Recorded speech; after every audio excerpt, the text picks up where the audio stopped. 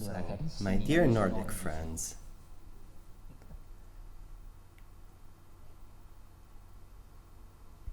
I'd like to start without offending anybody, asking you why you're here.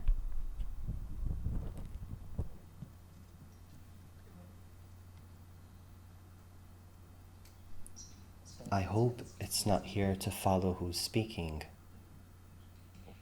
or to create another myth, because who's speaking doesn't need it and doesn't desire it. I hope that you're also mature enough to have seen how much everything that we do always has a reason, and this reason is always a personal interest. So I go to a gathering, a spiritual gathering, so that I can become more enlightened. Or I go listen to somebody that speaks about spirituality to obtain something. And I ask myself, this something, this reason, does it help me to become more free, or does it make me more a slave?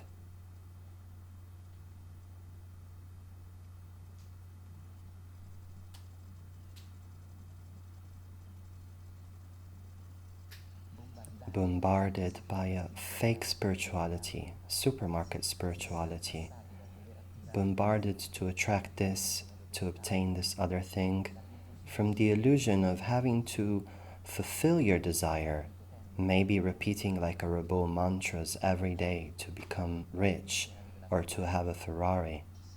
There's always a reason, isn't there? That reason is spiritual, or is it the absence of spirituality? That reason, will it take you beyond yourself, or does it reinforcing yourself and the ego? I ask myself, can we sit here without a reason?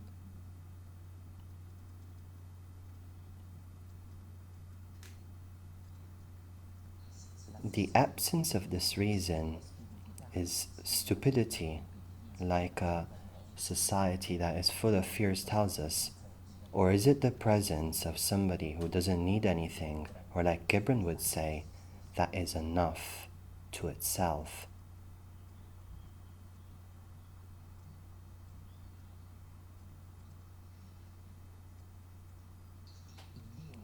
God in you desires something, looks for something, is trying to become something. Or is it already? And all of this is a ego mechanism and not of the light that you are.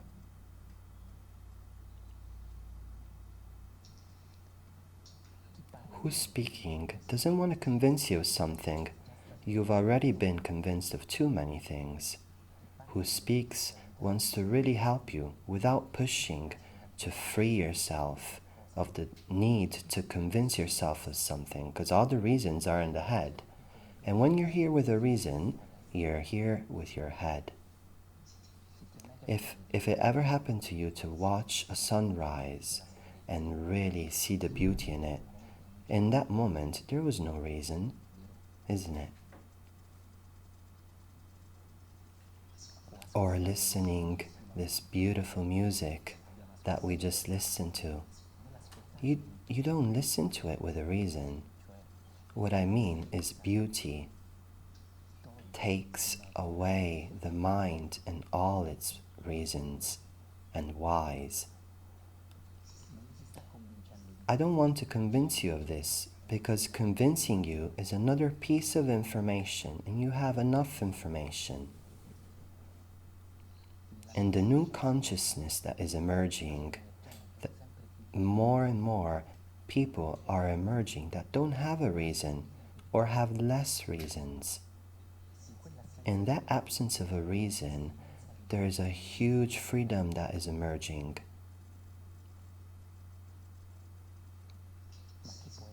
But that can be discovered. And this freedom isn't something you're conquering. It isn't the result of your trying.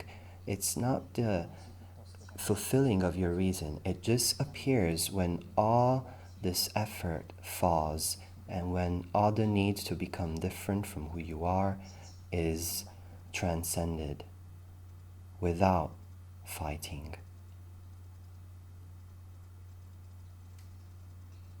So I would like to invite to ask yourself, why are you here?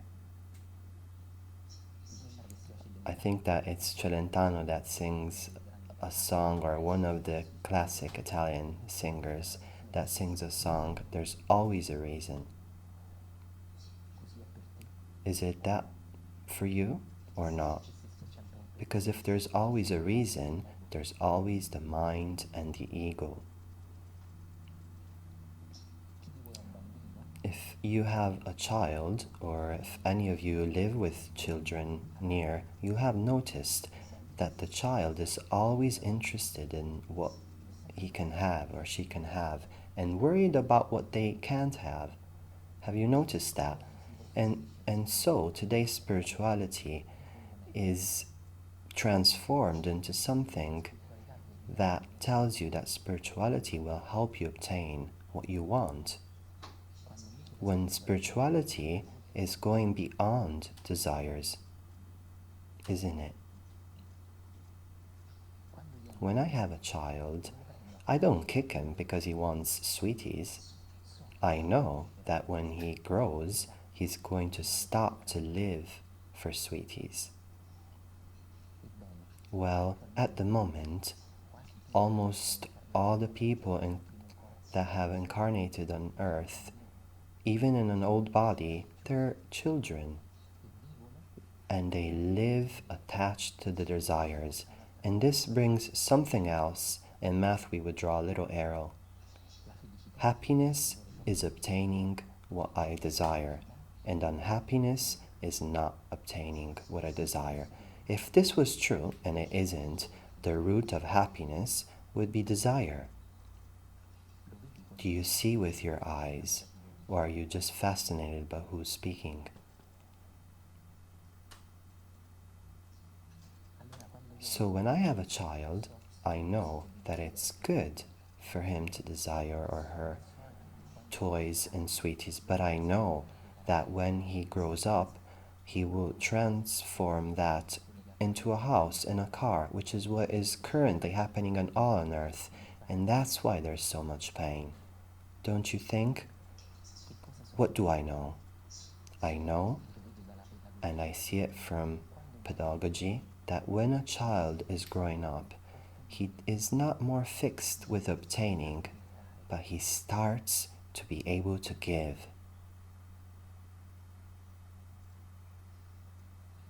So it's not a sign of maturity to switch your desire from a sweetie to a car, from a robot to a villa. It's maturity, and it's rare. And I ask myself if there's anybody here ready. And I don't ask to offend, I ask to move things. I ask myself if there is somebody here ready to leave the childishness of trying to obtain your desires, and from the illusion of thinking that your happiness comes from fulfilling your desires, and trying to follow these words that are written behind me and that come from a real master. Please, let's read them together.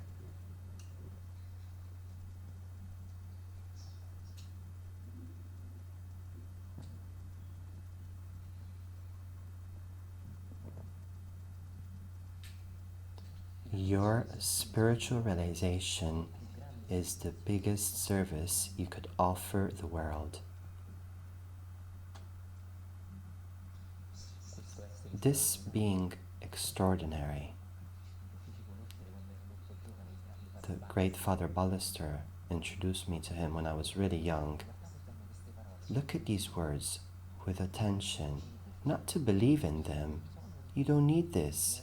And the new awareness, consciousness, believing isn't important. Believe what you want, but emanate a higher state of consciousness. Belief is in the surface. In these extraordinary words we offer, we can see two very important words. First, that spiritual realization is beyond any mental belief. And our old consciousness was telling us that that was spiritual. I was spiritual if I believed in something religious, or if I believed in something spiritual. In the new emerging consciousness, who is spiritual? Who emanates a higher state of consciousness of who we really are. Belief isn't important anymore, even though it's respected and profoundly loved. So in the first line, notice this greatness, because it's really there. We speak about realization, not belief. It really was interesting to me, like a priest like Father Moreno Ballester, that this man is a real saint, but he's not a Christian saint. And this one fascinated me. How can a Christian priest say that this is a real saint if he's a Hindu?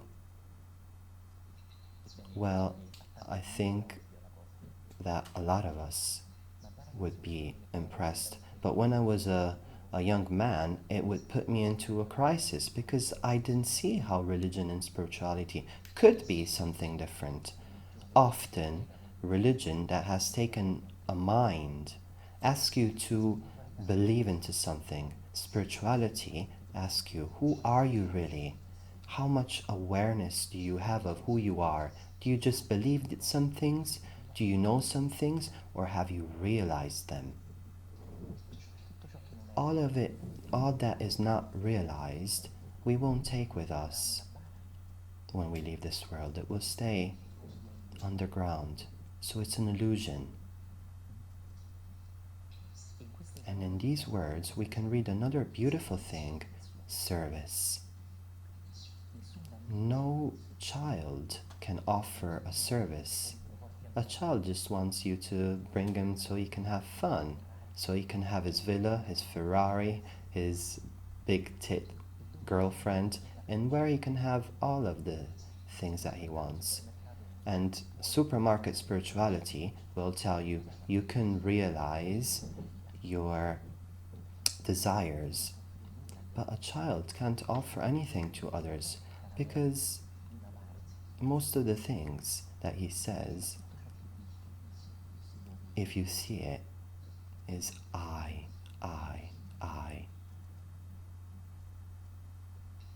Isn't it? So when there is service, not when I want to do something for others, which is nice that people want to do things for others by doing voluntary work or cleaning the streets, or beautiful people that do voluntary work, for example, for no money in the ambulances and helping people. Don't get me wrong, I'm not saying that that is wrong. It's a beautiful thing, it's very good that this exists, but innerly, that doesn't work. Service isn't offered when we want to offer it, but this service is emanated silently by us when we don't have any more need for sweeties. To have more sweeties, of being more beautiful, of having success, of being loved by others, to have people around me that listen to me. When all of this is seen as a simple game, then something really great can emanate from us. And that emanation has the fragrance of who we really are, because it doesn't depend from your will, and your will is free. Or does it depend from your conditioning, from your past? Let me give you an example, please.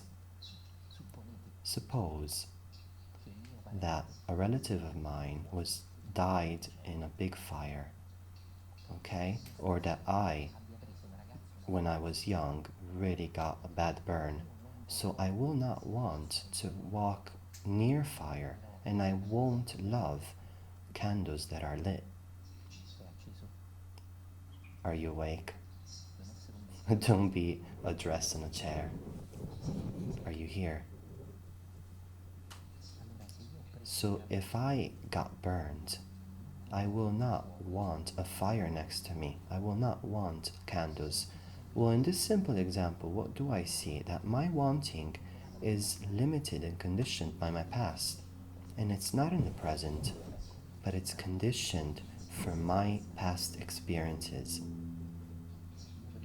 For example, I want to become rich at all cost, but I don't realize that my dad was poor.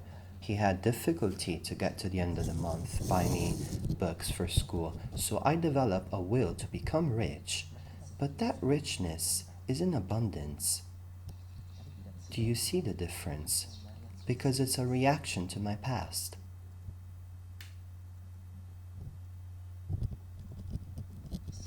These examples, when I was a young man, they blew my mind.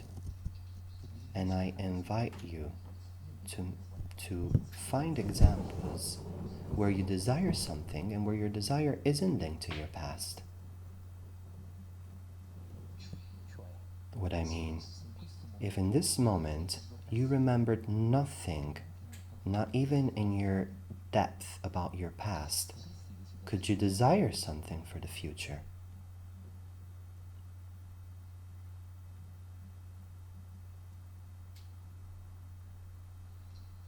You'll think, of course, I'll say it on your behalf. Of course, I would desire to obtain memory. But you see, you don't remember you've got memory. In one word, like the great Ramana Maharshi said, if all the memory was taken away, what consciousness, awareness of yourself would you have now? Who are you if all the memory, everything that you've done, all the spiritual practices you've done for years, were suddenly forgotten? What would be left of you? And how much awareness would you have of that, regardless of your past? And does that thing desire something? You see, if I sat here to believe into something, somebody would believe and somebody wouldn't, but it would still be old consciousness. There's a new renaissance. And maybe one of the centers is Italy, which in the past was a center of a very artistic and aesthetic renaissance. And we know of some, and today we'll project some paintings from that period. But something is happening, a new renaissance, on a more internal dimension, more intuitive, less artistic, but if you want even more artistic, more spirituality. And this is the emergence of a free awareness and consciousness from desire and from the need to be fulfilled.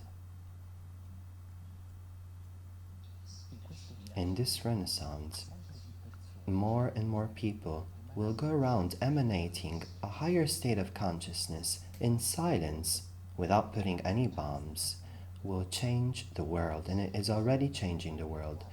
This change is not brought about by people that believe in things, even though all beliefs are respected in the new awareness. This is put into practice by people, like Krishnamurti said, that do not have any more need to see, to believe, because they see. What do they see, is the question. They see what we are not. In fact, the whole essence of being deconditioned, of the whole process of freedom or liberation, is not in to see who we are. How can we see? How can somebody who is looking see who they are? But in seeing what we are not. In this, smiling. Smiling at what we are not getting into war with what we are not or trying to destroy it. When a child says, okay, from today I'm going to be adult, now I'm going to put a bomb in the sweetie shop. Please follow me. Would you think he's grown up or that he's crazy?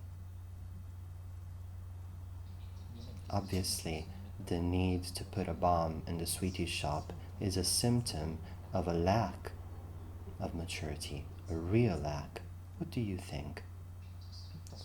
But an adult will smile at the children that desires sweeties, and they will even give some, but they will just see it's only sweeties. Isn't it so? So in the new emerging consciousness, many people, some even here, will smile at the children, at their desires for sweeties. They won't need to put any bombs in the sweeties shop, but they will just see that they're only sweeties. And in that seeing that they're only sweeties, without trying, because the ego would want to, it's the desires that want to make it emerge. Without me wanting, the immensity that I am will emerge, and not my desire to appear immense.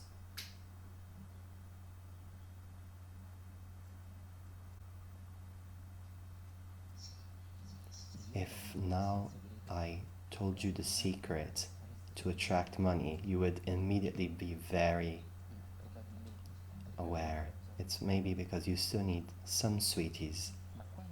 But when you run after desires, and God lets us because we need it, but there comes a time with true maturity when you see there's a fire inside that says there must be more. Life is more than this. I can't just simply live of a home, mortgage, and dying in a bed, even if it's a super bed. Even if I have an amazing person taking care of me with nice stockings. Even if everything that I desire, even if I have everything that I desire, why am I not happy? Isn't it for this reason that we have the opportunity even to realize our desires? It's to transcend them, to realize that the sweetie shop nurtures me. So I ask myself, why are you here? Do you want another sweetie with written on it Pier Giorgio? Somebody who's fashionable today, who says cool things? Or do you feel a fire that is going to free you, authentic? Something that calls you to something more than obtaining what you want. Even if it was the desire to become enlightened, even if it was the desire for God. Is that desire something that gets me closer to God, or that keeps it away from me?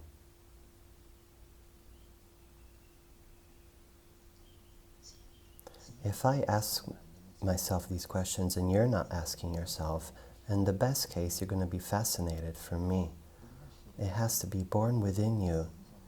Not the desire to be convinced about somebody who's speaking about another spiritual truth which isn't, but it's the questions that turn the fire on. Like Socrates used to say, answers are typical of the silly. It's the questions that are typical of a deep soul. I'd like you to look at this picture, which isn't proposed to you like a vegan terrorism.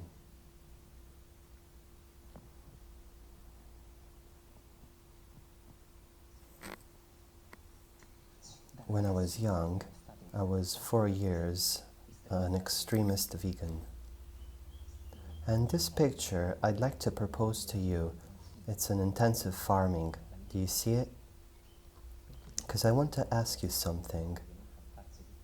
Besides the fact that I think that our brother and sister animals should be treated with dignity. And I think this will happen much quicker when we'll take consciousness of who we are deeply. But I'd like to take your attention onto something else. Suppose that I was the farmer of these poor cows. Now, a question. Would I be happy, me, farmer of the cows, if one of these cows started to ask, what is the meaning of life? Imagine that this cow, number 13, told the cow next to it, why do we exist? What's the meaning of life? Why are we here? Do you think the farmer would be happy of these questions or not? Why?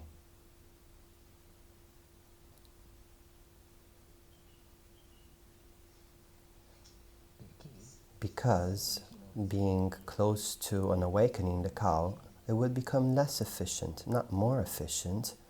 And I'm going to ask you something else. If the cow started to ask another question, this time it's number 12. I would like to know, the 13th asks himself, why do I exist? Why am I here? Am I only here to eat, drink, and die? It may sound familiar to you, similar to what we were asking ourselves earlier. Now imagine, now that number 12 asks itself something else. How can I have more to eat? Why does the one next to me have more food than me? Why does this cow has less spots than me? How can I be white as that one? You see, dear friends, learning while laughing is something beautiful. If you don't do it by laughing, you're going to have to do it by suffering. It's the truth. So, I hope you're following this example. In this example, we're seeing, and I say it playfully, I don't like strict models. A free mind doesn't follow models too strictly, but it uses when they're useful. And let me just use it playfully. There's two types of questions. The questions that bring you freedom and the questions that hypnotize you. The questions that free you are the questions, for example, of the ancient philosophers of the beautiful ancient Greece. Today we call it philosophy. You can study them, but it's better for you if you just go find a job. There are some questions that the market of desires wants you to ask yourself, and it's always a question that has never to do, please follow me, with who I am, but always with how can I have more.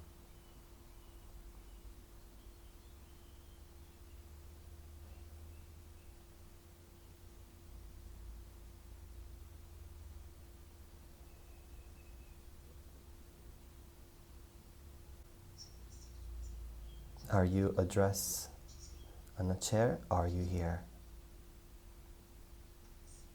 Now we're seeing, and I hope you're seeing it, because it's seeing it that frees you, not listening to it. Seeing your teacher, your inner master. You will need an outside master. It's seeing your master, seeing it. A master is somebody who sees. And I hope that we're seeing together something that may sound not so important, but it's very powerful. There's two types of questions. The first ones are questions that free you. What's the sense of my life? Why am I here? The farmer doesn't like the cow to ask itself these questions because it'll be less efficient. It won't live to produce. It will live to live. And it's contagious, terribly contagious. And cow number 6 will say, did you hear what cow number 13 asked itself? What do you think? What are we doing here? And the other one is going to answer, oh, who cares? Look how much food we got today. The other questions, and I say it without trying to be too sensational, the other questions serve to keep you more asleep. How, and they're always the same. How can I have more? And it doesn't matter more what. As long as you continue to desire to have something, so your mind will stay down, and it's just going to keep imploring for food in a cage, even if it doesn't exist, thinking that that's what life is and there's nothing to do about it. So I ask you again, why are you here? To have something? To receive something? And if I still want to have something, is that thing going to free me? Or is it going to keep me down more and more? Who are these cows that look for food? It's us. It's us when we live about homes and mortgages, a big car, looking for success. And if that's my success, and if you desire, you can even desire enlightenment. It won't matter as long as you desire something. What's the difference between desire and question? Today there's no difference.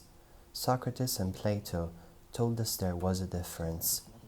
And these amazing masters that we've closed in a book and we call them thinkers, were so silly and asleep. We have buried in books our masters because that's what they are. The East does remember masters, but the West calls them philosophers, something for people that have nothing to do. Plato and Socrates, with an amazing elegance that I can't even touch, made a huge difference between a question and a desire. The question elevates man. Desires limit him. And they used to speak almost like Zen masters from the East. So, this way, please, I'd like to ask you this question. How many questions are aimed at having more, at the child that wants more sweeties, more rides, being more satisfied? And how many questions are freeing? How many questions in Facebook or in television ask you these questions because they don't want you to get out of this mechanism of suffering and consuming? And the good news is that there's no hatred in this, there's only unawareness.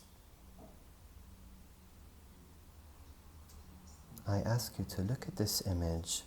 It's something that I've already introduced in the last meeting in Sassari, and possibly somebody was there. Excuse me if I repeat this, but it's essential, because here in Padova it's the first meeting of a series of meetings where I'd like to go in deeply, bit by bit, into love and fear, looking at it spiritually. We'll also look at some of the religious traditions. In 3 or 4 meetings, we'll look at this, whoever wants to, more and more in depth. Love and fear and freedom. And we won't do it from a romantic point of view or sentimentalist.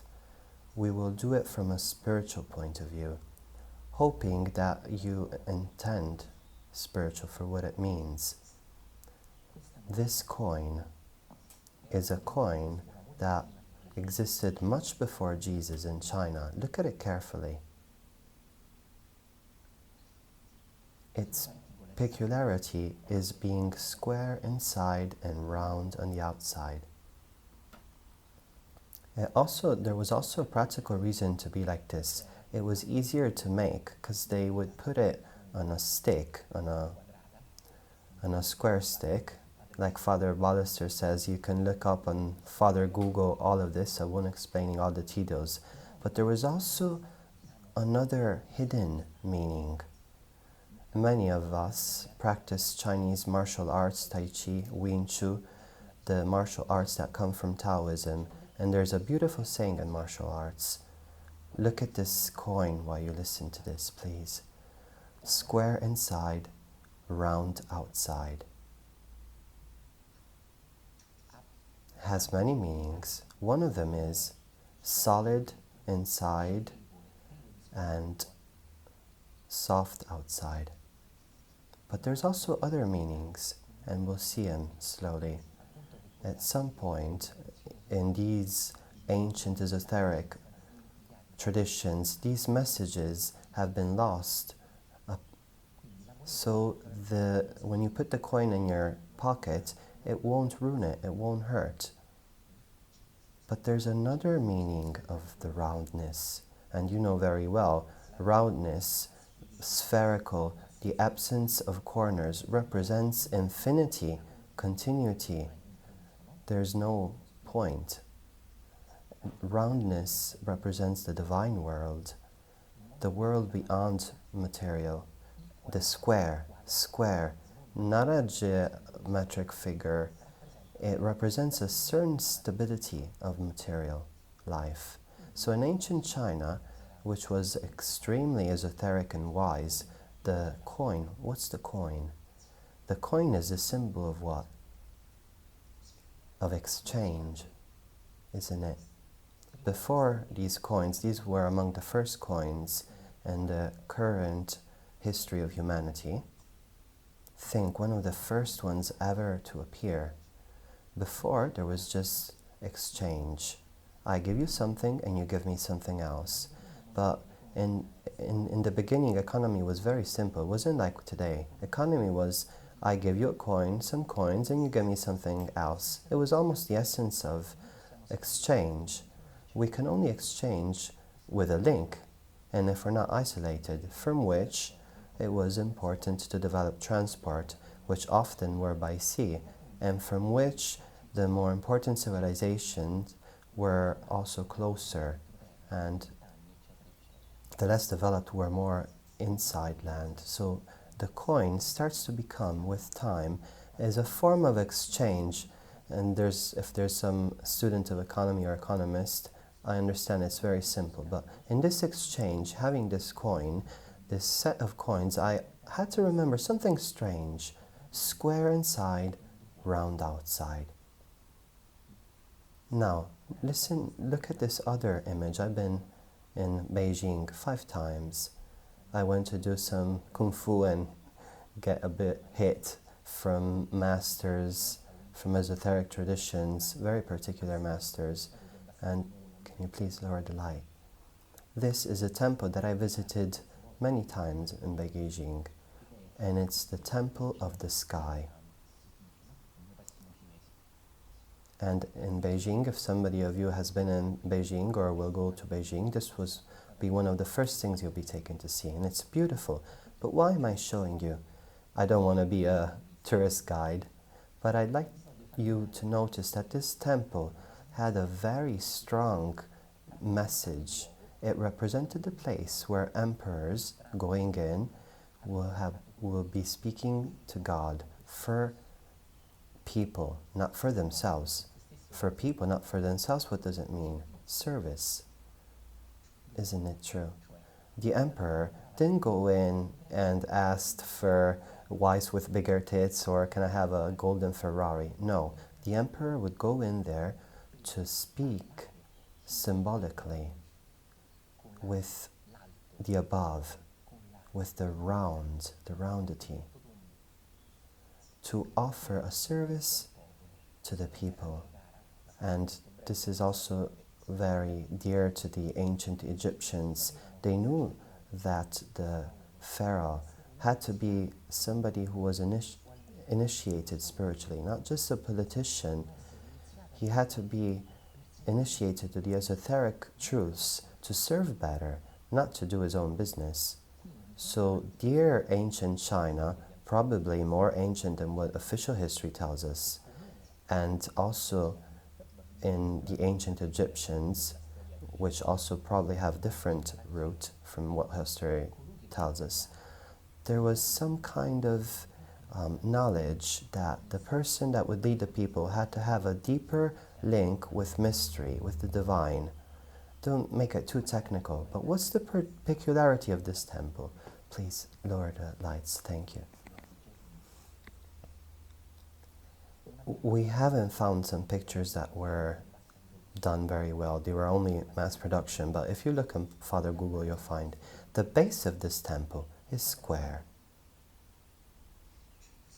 This temple is round inside and square outside. I see the aura in the shape of a decan around all of you. Excuse my bad words. You need to try and follow with attention. Be awake, turned on. We saw that before the coin was square inside and round outside.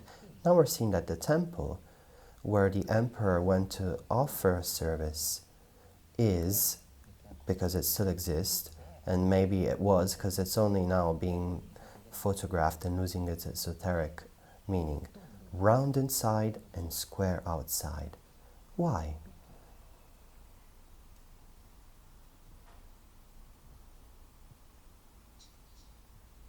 One of the best masters tells us, masters of the Renaissance, but first I'm just going to lead you through this.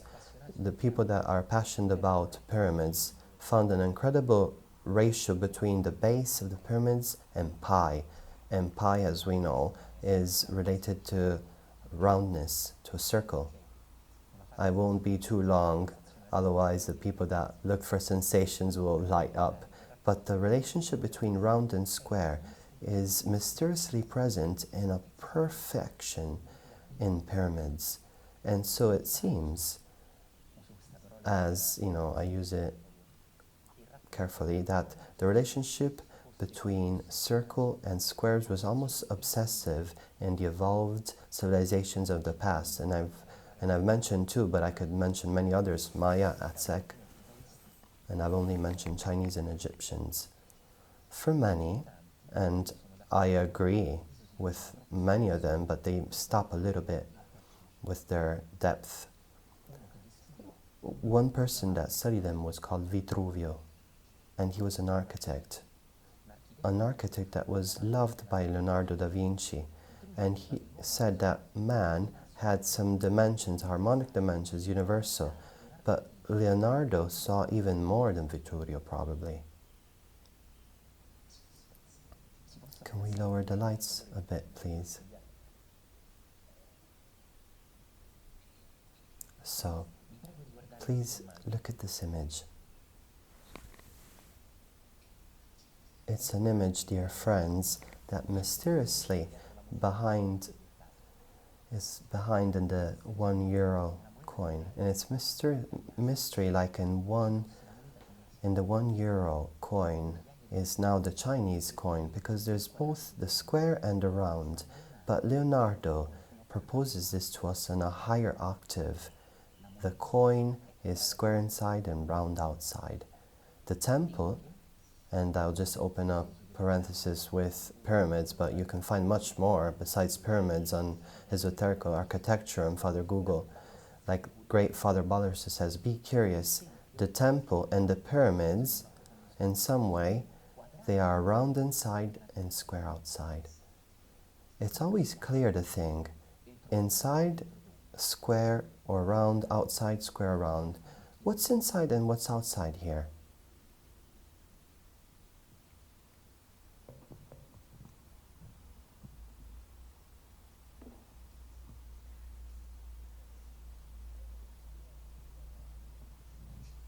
Beautiful, magnificent, magnificent. Please, read art history, but ask yourself questions, because it could be that great experts of art history are not very great, they don't have great knowledge of themselves, and so they have good knowledge of what they read in books, but not in themselves. So it's possibly that this contains truth that somebody wanted to put there for when the collective awareness and consciousness was ready to see it.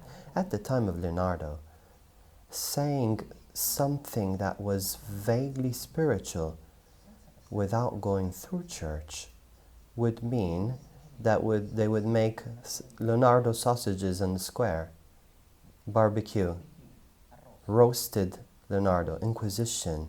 We laugh today about this and it's beautiful, but in the past, I myself wouldn't have been able to say what I was saying, not even touch upon it. So it's beautiful that we can laugh today in this more free society and we can tell ourselves, but especially we can see it. And seeing it doesn't mean believing it. Please, like the beautiful Zen story says, empty the cup. If you are interested in art, I love art, otherwise I wouldn't show you these things. But empty your mind from what you've read in books. Look at this image. Is it possible that Leonardo, father of Renaissance, of that period, of the artistic Renaissance, that Leonardo put some inside a message for an awareness, a consciousness that in his time was not ready? So Leonardo, according to the official history, has a passion for this Vitrurio, for this strange architect that loves a bit math, a bit architecture, a bit occultism, and takes this drawing because he liked boys, and he puts this boy inside, naked, with muscles, because that's how he liked it. And he just shows us the relationship between square and circle. Could it be that it's much more than that? And what I mean, let's go back to the Beijing temple. The emperor went to ask in the temple something for the good of people, for the good of everybody, not just for himself. It's a beautiful thing. Is it possible that Leonardo was telling us that bringing the round in the square is only down to man and not to a religious belief? And if Leonardo did draw this man naked because he liked boys, but if there was something much deeper, this, we're respecting his sexual inclinations, but if it was a much deeper message, what does naked mean? How does it feel in your guts? Empty your head, empty the cup, without any masks. Exactly. There are so many different languages, and even if you only have a little bit of knowledge of the ancient traditions, look what you can find in a euro coin. What I mean, it's only up to man. Which man, obviously? The man who's ready. The man who's ready to be naked. Naked, my dear friends, not just from clothing, but from my concepts of truth, from my concepts of my religion, that at the time of Leonardo always fought with other religions, in particular with Islam in those times, and create war, not peace. And when there was no war between religions, there was a war between people that believed and non-believed. And there was a tiny fear of going to, just for a little bit, eternally, to hell. So how can Leonardo, I'm asking myself, I don't want to affirm it, it doesn't need, could he have put a silent teaching, because saying it and words may have meant to finish on the fire? Not just him, all his drawings and teachings would have also been burned, so no messages for us. Could he have put in a way something interesting, in an interesting way, and we sometimes even write some silly novels about it? Could he have put this message? I'm saying it for the new consciousness, for the new emerging consciousness. When society, the collective average consciousness, let me use this term, had reached a level that could see inside the teachings, the drawings, beyond the paintings, and get a teaching that was beyond words.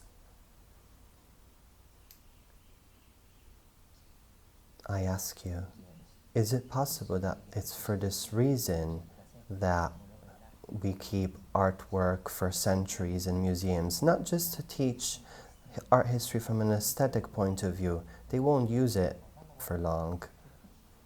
To wake us up. Isn't there a voice behind somewhere that tells you life is more than what it appears? You're not here to pay a mortgage, to buy a car and die. You're here to touch the circle and the square. You see, I may look silly, but I really get emotional.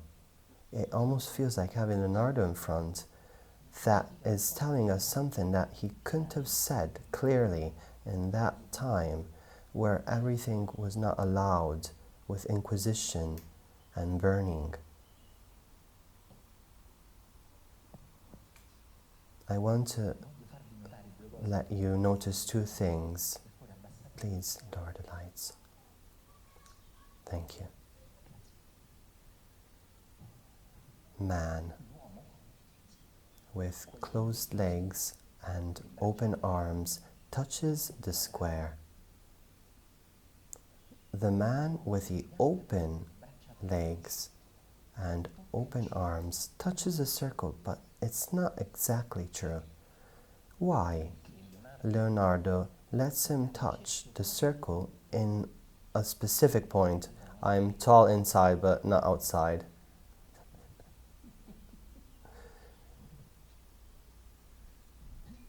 Why? Please look at the higher hands. Why does Leonardo, instead of letting him touch the circle, I don't know if you can see it, he lets him touch a point with one finger in an exact point. We know that point has no dimension, but he has to touch it with one finger. So it's without dimension, dimensionless. He uses one finger only, which is the finger in which you put your rings. And it's the finger that touches exactly the point of contact between circle and square. Why? The square is touched horizontally, and the circle is touched with the open arms. But if you look carefully, you can see a detail that art history doesn't seem to catch. It touches the point of contact between man, the circle, and square. Probably a coincidence. And then you see there's a mistake, there's a mirrored mistake. The real image is the other way. It's a mirror image. The feet are towards left. Towards there. Is that clear to everybody? Not this way. This is just projected wrongly by our computer. If you look at the man by Vitruvius, the feet are towards left. Why did he put him both towards left and not towards the front? Please don't come out with easy jokes on politics, and a friend of mine said that once and he just lowered the level a bit. Why did Leonardo keeps the man with his closed legs towards left? It feels strange, but nobody tells us, and I don't want to say that I know, but I can tell you this, it's not a coincidence. In the traditional Orient, the left side is the side of the heart, but it's not really the heart, it's the feminine in us. So the square is the male side, the strong, stable, but Leonardo becomes somebody that touches the square solid, and it's not coincidence that is in the form of a cross, the man, and I could link it to the Rosa Crociati, but that's long. Leonardo puts the solid man with the feet to the left. The left foot is open to the left. Like man was both oriented in the back, but going towards feminine. Is it possible that in this image there's three humans? The square, the round, and what is opening between square and round, turning towards the left side.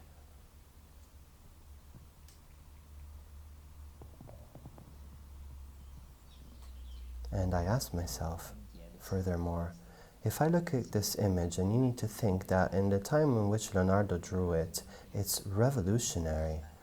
If I look at this image, could I, for example, observe the right arm that touches the circle in the square and the left foot that touches the square, but also the circle? What I mean, I could see easily in his drawing one open arm and the other not, one open leg and the other not. This, in my stomach, if I empty my head and I empty my cup from the art history, which I love and respect, but that I only want to use as an instrument for my intuition, not to fill my head with a lot of answers that don't really talk to me. They just made my head a bit heavier and rusty.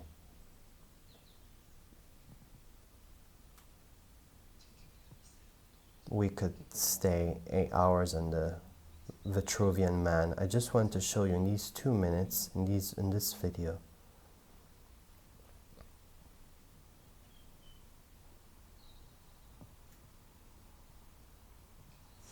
And it's the story of Leonardo when he was a child. His father got married and started to have children one after another, 10 in total. Leonardo stayed to be a legitimate son of sin, and it's going to be heavy on him, the absence of his mother. Here he grows up and he starts to observe nature, thanks also to his uncle. Oh, excuse me, let me just help you notice something. Leonardo, and today we can laugh about that and our society is better today. Leonardo, in his time, was called son of sin. He was, all his life he was labeled as, you're not really anything, Leonardo da Vinci. You're son of sin. What could you ever amount to? Nothing. Oh, just the most famous painter in the world. Have you ever been to Louvre? Where's the queue? In front of his painting. It transmits something. It's a small painting and there's apparently more paintings, but the queue is in front of his, and he was called son of sin all his life. He would have a big pain body. He must have felt less than others. So I asked myself, the Vitruvian Man, can he contain also another message in its being naked? A message of the type to also leave that behind. I am not my past. That loves him and that often takes him with him in the fields. Oh yeah, it's dead. Oh, look how beautiful it is. You know what we can do? Look at this. Let's open it so we can see how it is inside. The incredible curiosity of Leonardo that even brought him to open dead human bodies, to always look inside of things and understand how they work, probably starts here.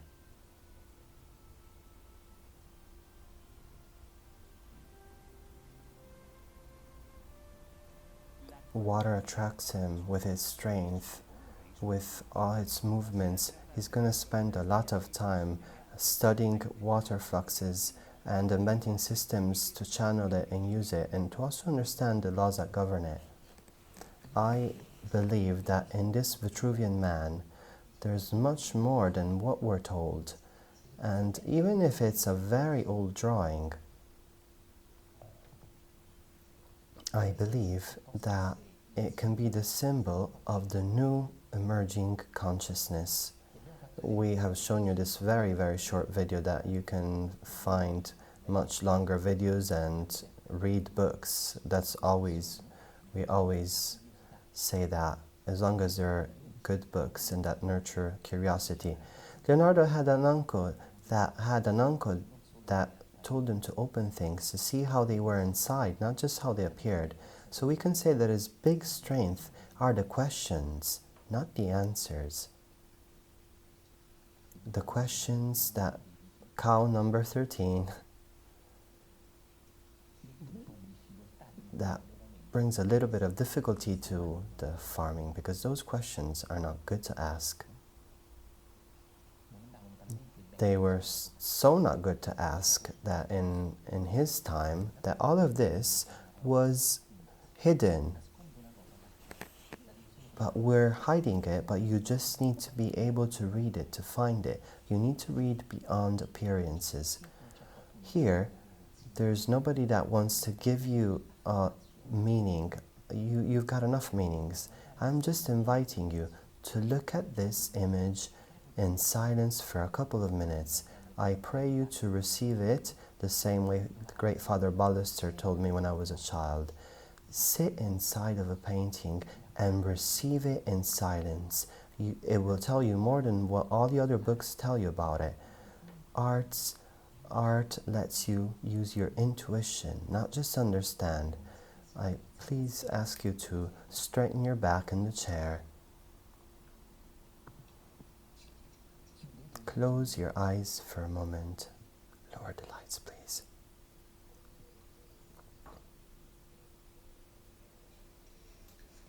Please sit down just for a moment where you are, because I'll ask you to get up in a moment.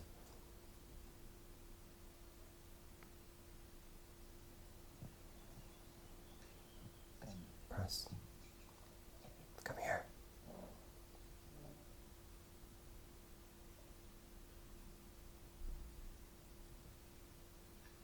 So let me give you an example, because I've got a very particular karma and I see all kinds of things, and I tell you the things that happen to me.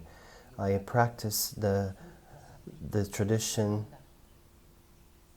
from the North Tibet, from the master Karfatatisananda. I've practicing for 1200 years, because I also practice it in other lives, and I know all about this.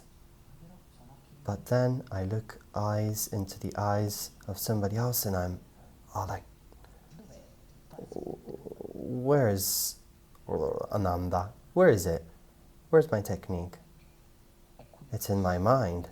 It's only in my mind. And it's okay. Like the same good is that a child likes sweeties, but at some point going beyond. What I mean is, remember this word, this inner law. If I can't accept somebody in front of me, how can I accept myself for who I am? It's much easier to accept somebody in front of me that parts of me. So how is it possible that for 1200 years you've accepted and learned all these things when you have such a difficulty to just stand in front of somebody and look at it?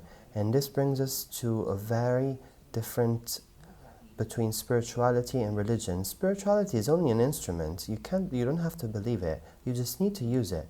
So let me just say this. Chatter means nothing. Be simple and just embrace the people you have in front of it. And this, we're being hosted by this event called Ourselves in Front of the Mirror, because the person in front of me is reality in a mirror. I am in front of a mirror, and accepting him, accepting her, I accept a part of me that him or her is only a mirror of it, but also the other way, the difficulties that I have of being in front of that person are the difficulties that I have at accepting parts of me that, in an esoteric way, are those arms of the Vitruvian man that touch the circle and the square. Letting go completely, not the mental belief. Don't believe it. Feel it. This feeling, it elevates you incredibly. So I please to just put simple presence in what you do. And again, I'm sorry if I torture you. Stand up and find a partner.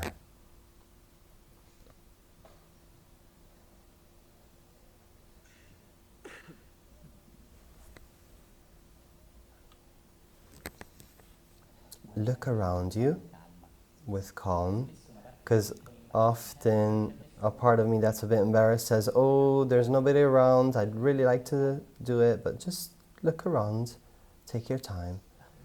It's fine to be embarrassed. It's not your enemy to be embarrassed. It means you're alive. A computer's never embarrassed, so it's fine.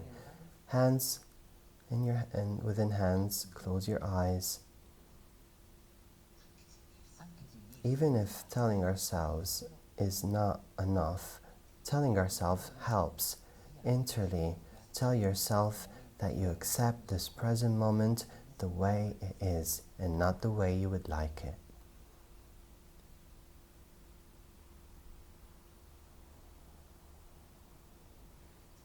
So before opening your eyes, with just a few inner words, say with your eyes closed in silence to the person in front of you that you accept them just the way they are, that you love them just the way they are.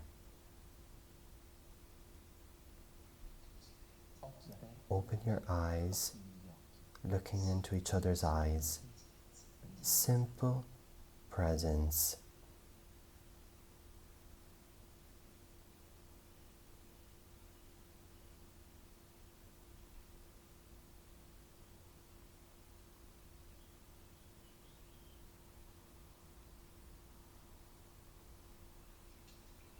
Why should I need that this person have different hair or was stronger or weaker or thinner?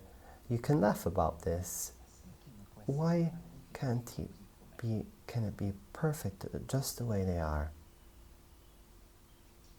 And I just say it in the most simple way possible, because in you there is fear. The fear is the lack of embracing, of acceptance, the incapability of accepting things in the present moment the way they come. The present moment is now the person present in front of me, and innerly I'm telling them they are beautiful just the way they are. Very simple. When you do it simply, your aura changes immediately. You're perfect with that hair or without that hair, with that shirt. It's perfect that way. It doesn't have to be thinner or more beautiful. Just for a few instants, the person in front of me is magnificent the way it is. This awakens a love that isn't attachment and doesn't ask for anything in return. Please, can you lower the lights? And look at this image.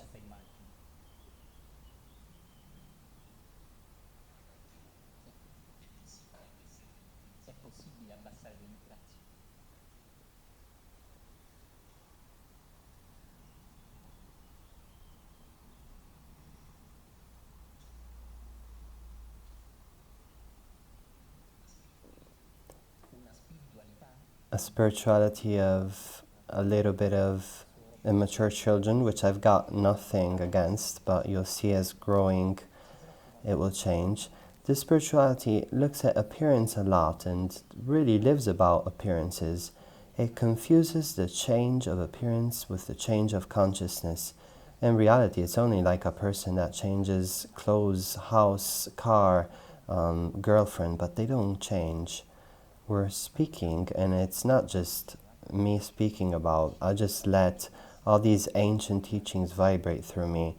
I don't want to be humble, but that's the way it is. We are speaking about something completely different. We don't talk about something that makes it more beautiful, but transcending ourselves. What I mean, we don't speak about the change of appearance, but of the change of the state of consciousness in which we live. Now, I want to say it without sounding dramatic.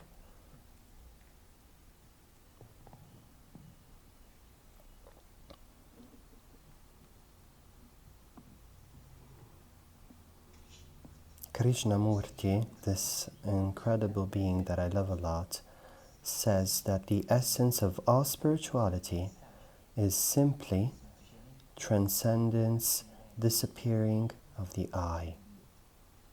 It's only that. And behind these short, simple words is immensity. So if you can see it, we're not speaking about making you more beautiful, but to show you that and see that you're not really who you think you are. What I mean is we're not talking about making the image of yourself more beautiful, but to see that you're completely different. Not making the I more beautiful, but going behind the I, where the authentic joy without a reason lies. The I knows happiness, but it isn't happiness. That happiness is fulfillment. St. Francis, this amazing master, used this beautiful word, a bit forgotten. It's not part of the corrective testing phones. And it's the word Letizia. It's a form of happiness. With this word, he didn't mean the name of a woman, but he means spiritual joy. If you read his work, St. Francis, with this word, Letizia, he means the joy that comes from God. And he speaks, St. Francis, in the medieval times in Assisi, and he speaks of himself saying that before he only knew his pleasures, but only knowing God, he found Letizia, the real joy that does not depend on anything external from me. And I ask myself, to know Letizia, or do I need to go around without shoes, be a monk, renounce to the exterior world? Or was this was better in another time when the church lived on gold and where the Pope had such an incredible power, even more than kings that were afraid of him? And so St. Francis wanted to give a message that was perfect for that time. He was, an incarnation of God, something that maybe today we have to mean not necessarily differently, but like a musician said, on another octave. And what I mean, and what I ask myself, let's ask ourselves together, is it possible that with the Vitruvian man, with the man of the new emerging consciousness, renouncing is something different?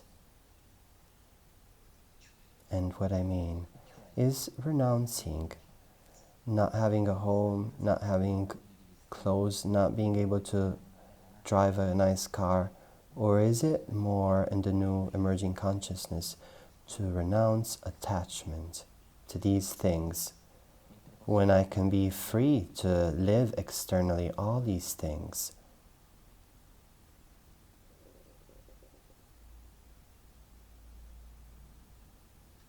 So, like the cat that projects the shadow of a lion, there's a change that is essential, not of appearance. I don't renounce externally to the house because today I'm spiritually, but the renunciation is much more subtle. It's not visible externally.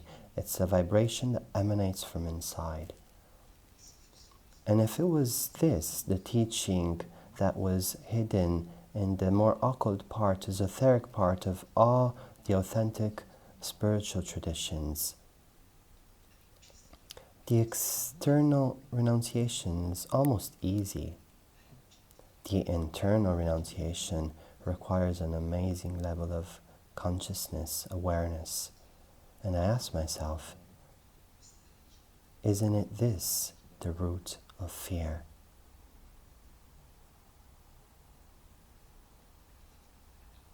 Isn't it seeing it truly without being fascinated by who is saying it? Isn't seeing it already being beyond it?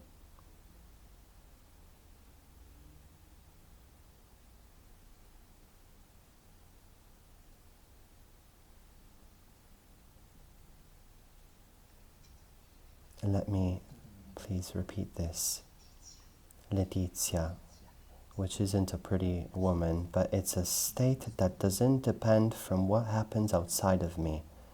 Buddha speaks about it.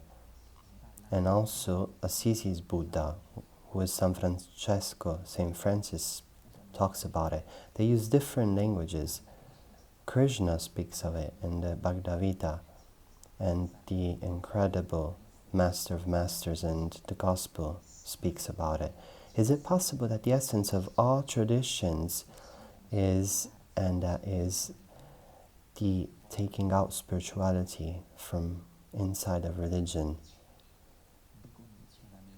taking out conditioning, freedom, spiritual joy that does not depend from how the things go outside in the illusionary world of appearances?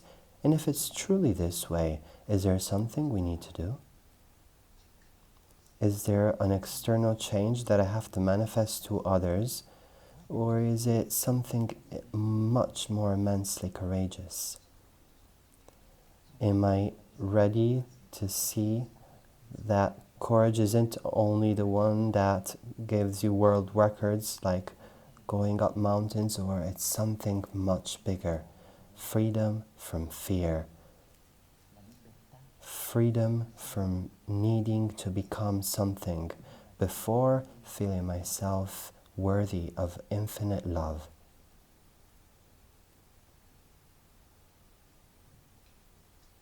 And in a moment in which I see it, isn't this the opening of the doors to an unconditional love that was just stopped by my conditions and not by a hypothetical God that, like Nietzsche says, is dead, that only loves me if, that only loves me when I'm worthy, that will love me if I show myself to be in a certain way. And if the key was seeing it, who will be able to see it for me? And believing to seeing, isn't it differently to seeing? Somebody who is blind and believes in light, isn't it different from somebody with the eyes open who can see that light?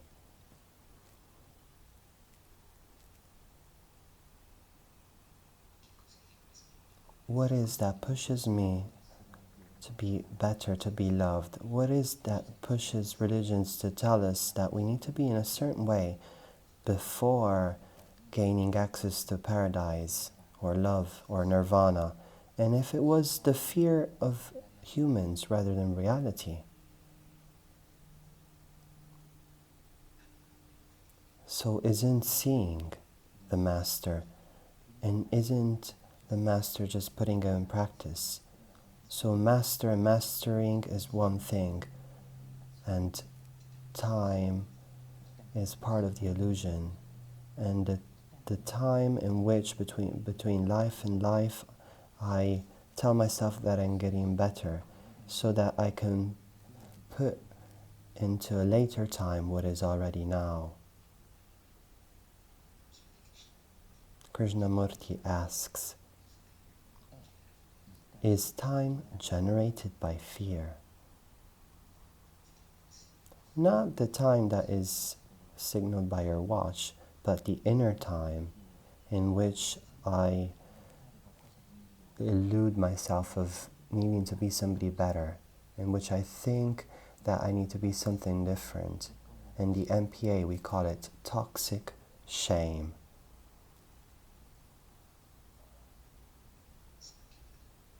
Even if somebody saw it, could they see it from me? And isn't that seeing beyond time?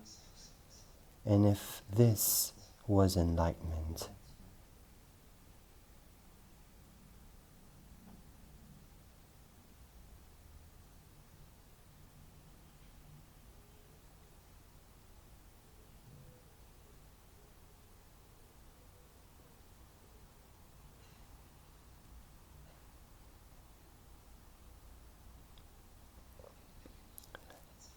please, dear friends, be patient, stand up again, and Find another person.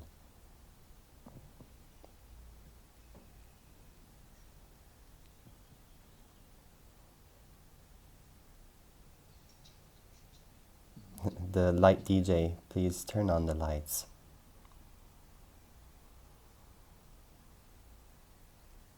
Hands in your hands, holding hands, eyes closed.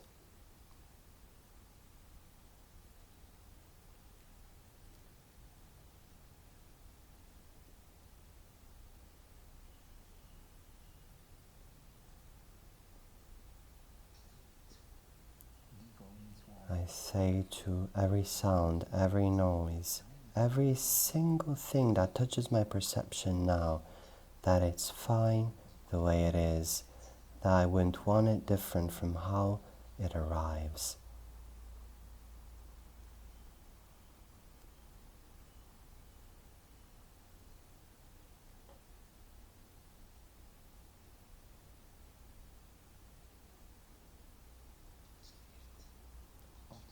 Open your eyes, looking into each other's eyes.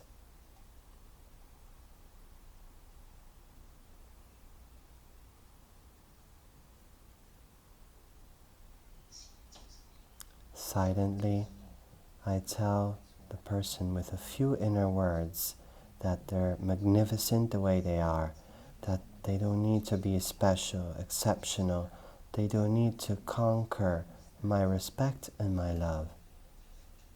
I just offer it all, and I just love them the way they are.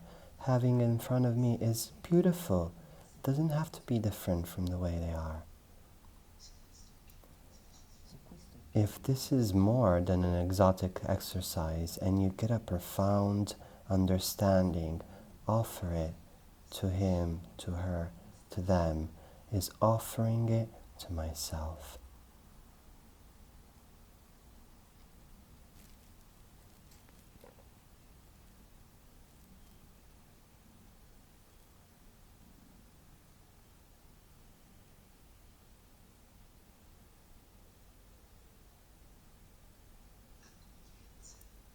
Acceptance. Receive the person you have in front of you in silence. The Essenes practice it for hours, learning how to see beyond appearances. Very simple power. Accept, receive. Looking with your stomach, with your guts, instead of with your head.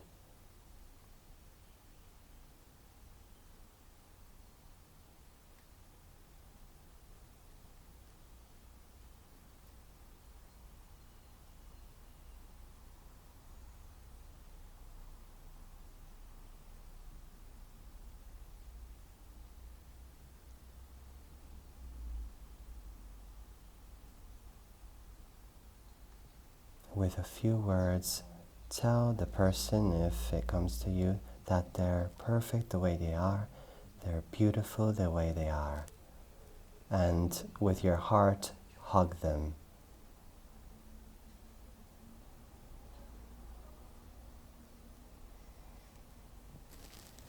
So before our break, please, I ask you just sit for 2 more minutes. Please. Can you project the first of the 3 slides on freedom? Wait a minute. This one, wait a minute. In the second part of our meeting, this time is really a mystery and goes by really in an instant. I will invite you, you know, that we've got, and I use this distinction which isn't exactly clear. Like it isn't very clear the change of colors within a rainbow. It isn't the green that changes immediately into blue, but it's gradual. But we can say that we have 3 forms of practice. One, and many of us, me and many of ours, love profoundly and practice every day, is sitting meditation, silent meditation, which I had the honor to learn by the great Ballister and that I can teach through the MPA Association, and there are other good teachers that teach with me. The second is the path of observance of moments during our normal life. And in some spiritual traditions, it's the only way, like in Gurdjieff's. And we practice it in our life, and everybody can find what they prefer in their life. And the third one, which is probably the most powerful, is Jnana Yoga. And for example, it's the one taught by the great Ramana Maharshi or Nisargadatta Maharaja. We offer these three things as part of really of the same hand, three petals part of the same flower, but it's naturally and fine that somebody may feel one of them more than the others. I believe that comprehension, which doesn't mean understanding things mentally, but understanding is the biggest motor for awakening. If there's no understanding, even a person that meditates for years, they may still be fighting against thoughts instead of transcending thoughts and touching peace. So we give a lot of importance to understanding, and this phase that comes will invite you to have some understandings, these inner clicks with a very simplicity, without going around dressed as alchemist or like Buddhist or putting a turban on your head or fly away with your rug.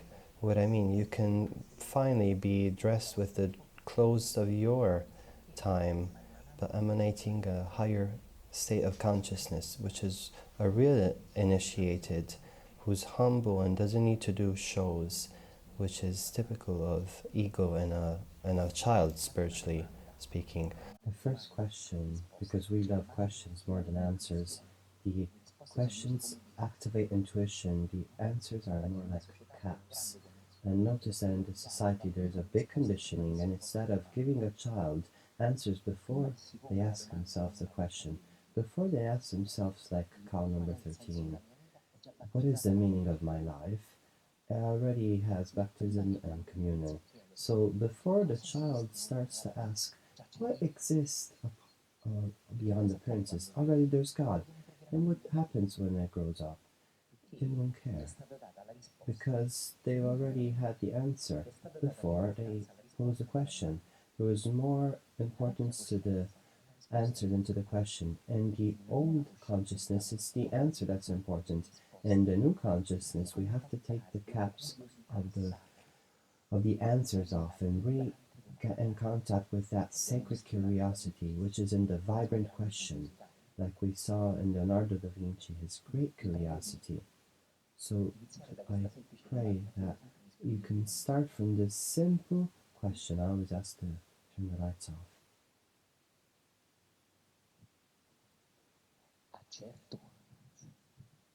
Is it freedom to be able to do what we want?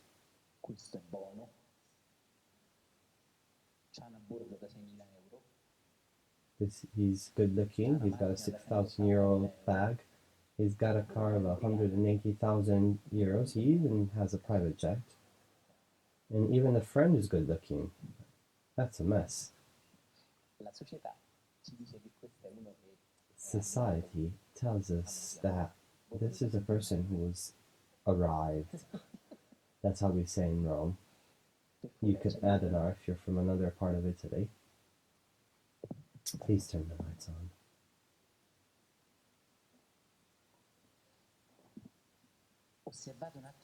Observe for a moment the power in this question. Is freedom doing what I want? Please, ask the self with intelligence. Who speaks? I know that there are places in the world where there is no outside freedom, and I can't go out to buy what I want, and nobody's saying philosophically that freedom is something else. But I'm trying to say something different. Since you do have the freedom to live in a land that is, even though it's criticized, it's beautiful, and this town is also beautiful and elegant. But since you've got the gift and to live in a land where you have external freedom, and I don't want to be doing philosophy of this, but there are places in the world where you can't go out with your face uncovered, or where I can't say what I believe, like it was for us in medieval times. Since we have the luxury of living in a land which externally is free, isn't it time to see that freedom isn't just that, and that in the new emerging consciousness we have another understanding? And I ask myself, as inner freedom, and please remember that it's the question that frees you and not the answer that you can put like a cap. Is it freedom to do what I want?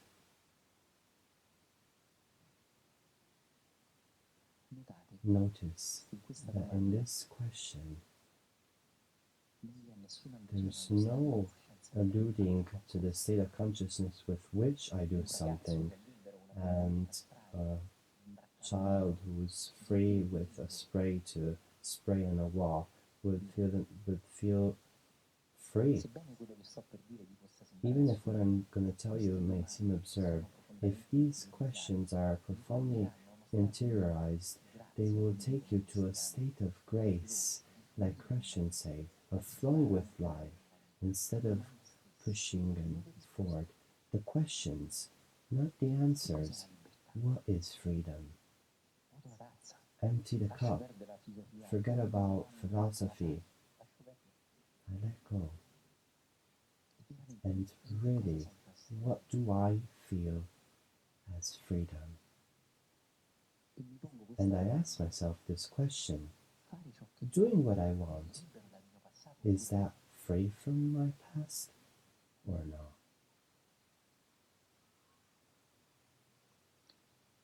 And I ask myself another question: why Jesus, infinite, master of masters, and we want to discover his teaching as a practical instrument, not as a mental belief, even respecting the beliefs. But I ask myself this: why does Jesus say, do to others what you would like to do yourself? But he says, don't do to others what you wouldn't like done upon yourselves.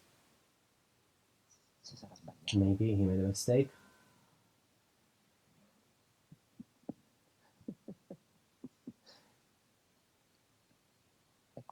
You see, there's no shooting of answers, but notice that this question behind me. And so, if freedom is doing what I want, is profoundly linked to the fact that in the gospel, Jesus don't say do to others what you would like done to yourself, but don't do to others what you wouldn't like others to do to you. Somebody, you see, Jesus, maybe you're a bit abnegating. You're still into the negative. The subconscious doesn't recognize a word no. You need to do a little course in psychology, and you need to cut your hair. But if we see deeply, we cannot not see an eternal teaching, which isn't just for Christians, it's for the cosmic being, cosmic human, behind these words and behind any of those words of the Master. Why? Why, according to you and not according to a priest, the sense? I'm not telling you the meaning to make you believe something. Why does Jesus use this word instead of the other? Is it maybe because freedom isn't doing what I want? But society wants me to believe that there is something that's missing in this picture. The really pretty woman. Well, there's Prem here, but if it was there, you would see the model of dependence, addiction to desires, the way society wants to see you chained. So there's the subtle illusion. I'm not saying that external freedom is not important and that I can just walk down without being shot.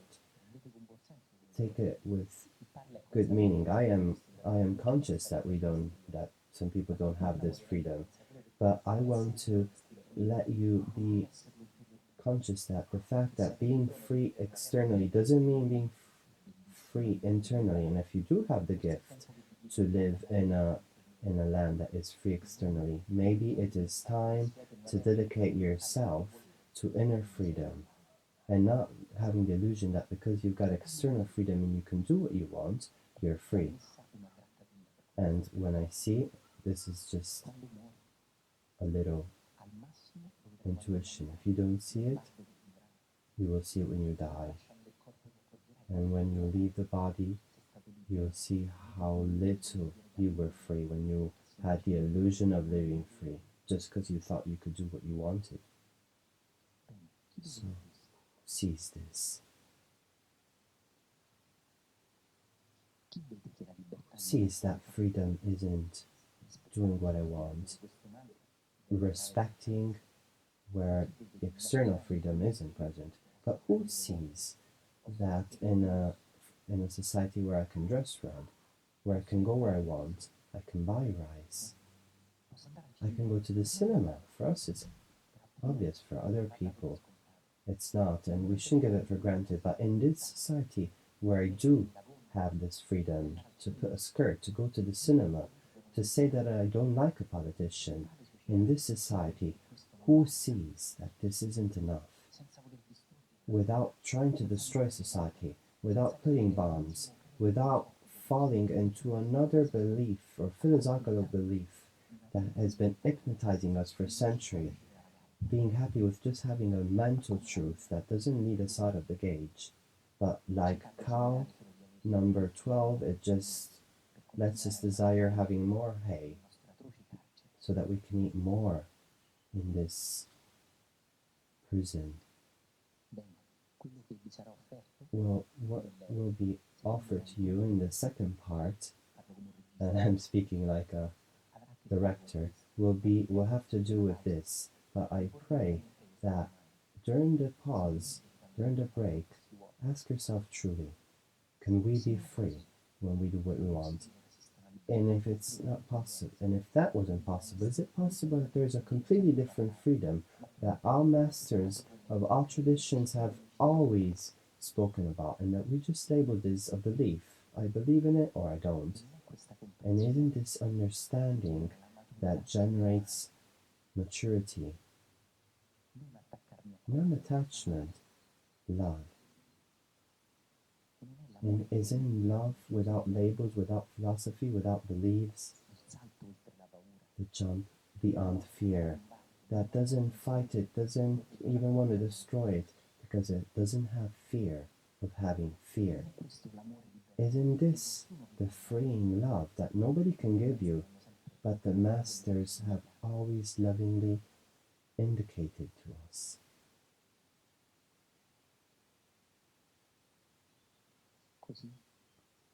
This way, I ask you, in this first question, is it freedom to do what I want? And I ask myself, emptying my mind, emptying the cup for my belief. And I don't ask myself delegating the answer to an external authority, because the Vitruvian man is naked, doesn't have any clothes. The bridge between the circle and the square is a naked man, naked of its belief, not just of clothes, from its habits. We have a beautiful language in Italian. Let's use it, let's make it vibrate. Abito, clothes, has the same root as the word habit, abitudine. So I leave my beliefs.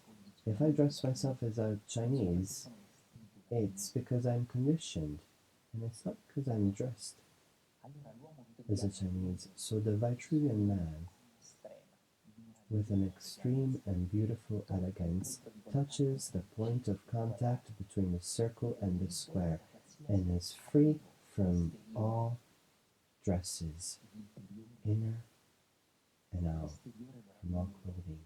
The exterior makes him naked, and inner nakedness makes him free. Isn't it so? 2 minutes.